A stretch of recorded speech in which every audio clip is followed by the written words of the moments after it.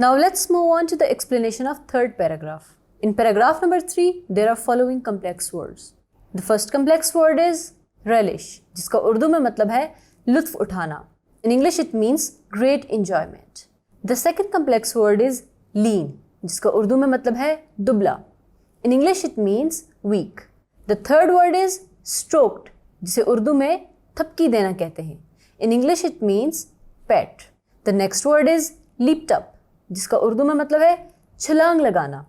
In English it means to jump. The next word is mite, जिसे उर्दू में छोटा सा जानवर कहते हैं. In English it means a small animal. The next word is muttered, जिसका उर्दू में मतलब है बड़बड़ाया. In English it means whisper. The next word is started off, जिसे उर्दू में शुरू किया कहते हैं. In English it means begin to travel.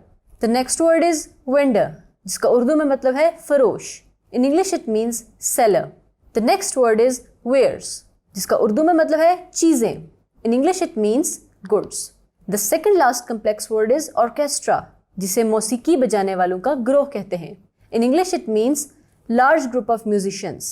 The next word is passers-by, जिसे उर्दू में राहगीर कहते हैं. In English it means onlookers. Now let's move on to the explanation. अब इसमें राइटर हमें ये बताता है कि वो सीमेंट के बेंच पे अभी भी बंदा बैठा हुआ है. उसके सामने एक फेरी वाला आता है जिसने एक गले में ट्रे लटकाया हुआ है जिसमें सिगरेट्स और पान रखे हुए हैं. अभी उस लड़के को बुला के कहता है कि क्या तुम्हारे पास 10 रुपए का चेंज है, जिस पे वो इसको जवाब देता है कि नहीं मेरे पास चेंज तो नहीं है, लेकिन अगर आप चाहें तो मैं ला कर दे सकता हूँ. अब ये उस पर यकीन नहीं करने वाला और उसको कहता है कि नहीं मुझे नहीं पता कि तुम वापस आओगे भी या नहीं, क्या भरोसा तुम्हारा. जिस पे वो इसको कहता है कि अगर आपको मुझ पर यकीन नहीं है तो आप मेरे साथ चल सकते हैं. फिर ये उसको कहता है कि चलो रहने दो, ये मेरी जेब से एक आना निकला है तो मुझे इसके बदले में एक सिगरेट दो. And after he is done smoking, उसके पाँव के पास एक छोटी सी बिल्ली आती है जो अपने आप को उसके साथ रगड़ रही होती है क्योंकि बहुत ज़्यादा ठंड होती है और उसको भी बहुत ठंड लगी होती है. अब ये उसको बहुत ही प्यार से थपकी देता है और कहता है प्यारी मासूम सी बिल्ली. इसके बाद हमें यह बताया जा रहा है कि वो वहाँ से उठ जाता है और उसको ऑर्केस्ट्रा की आवाज़ आती है. वो एक रेस्टोरेंट में बजाया गया होता है. अब उसके बाद बहुत सारे लोगों का हजूम होता है.